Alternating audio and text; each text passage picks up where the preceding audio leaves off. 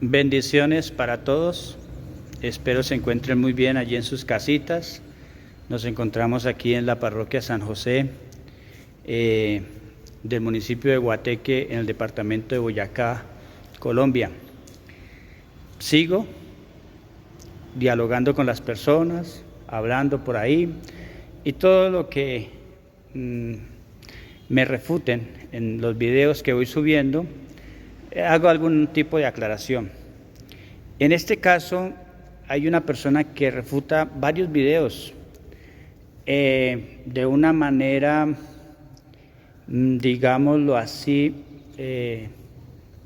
pensando o manipulando al católico. ¿En qué sentido? Si nosotros vamos a creer que los católicos son solamente los borrachos, los que están en las calles en los vicios, que el católico es el que está, el fornicario, es el adúltero. Miren, no estamos en nada.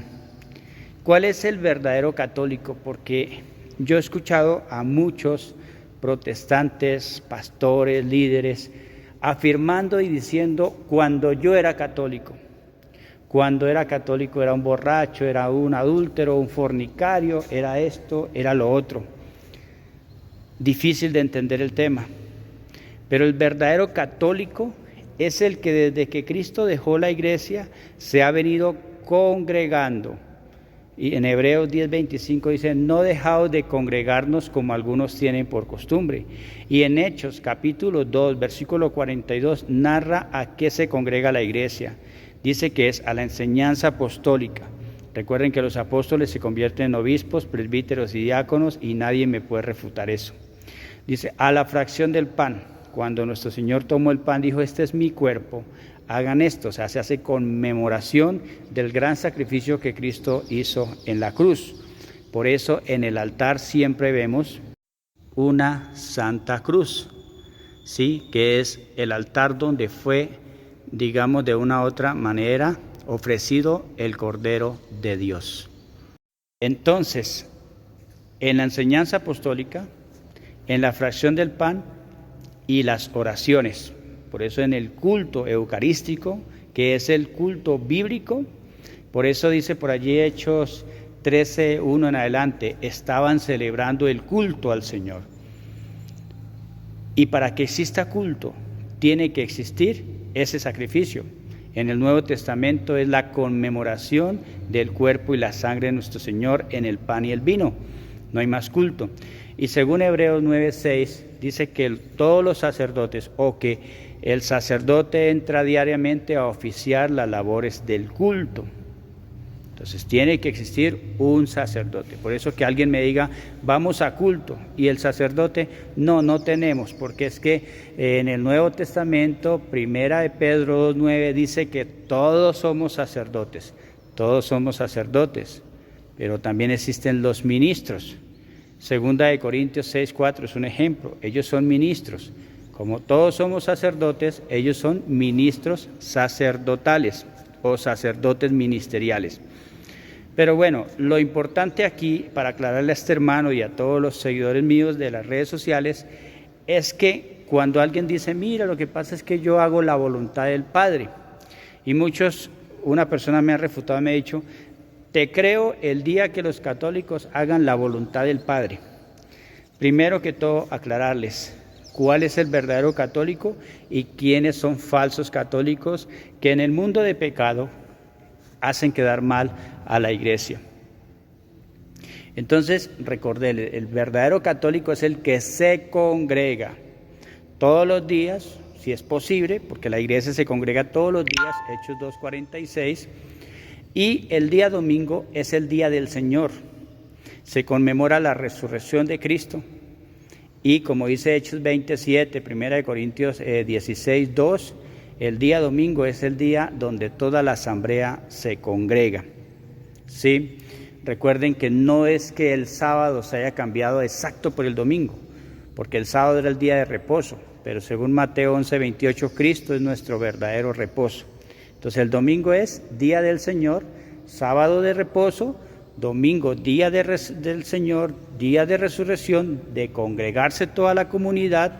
Por eso el Papa Gregorio XIII en el calendario dejó el sábado y el domingo para descansar. El sábado por la ley y el domingo por la gracia de la resurrección de Cristo. Entonces no es que el sábado quedó abolido, porque abolido es quitado, no, sino que eso tiene un proceso, un trasfondo de todo esto. Lo importante es lo siguiente. Alguien me dijo, mira, pero es que hay que hacer la voluntad del Padre. ¿Qué es la voluntad del Padre?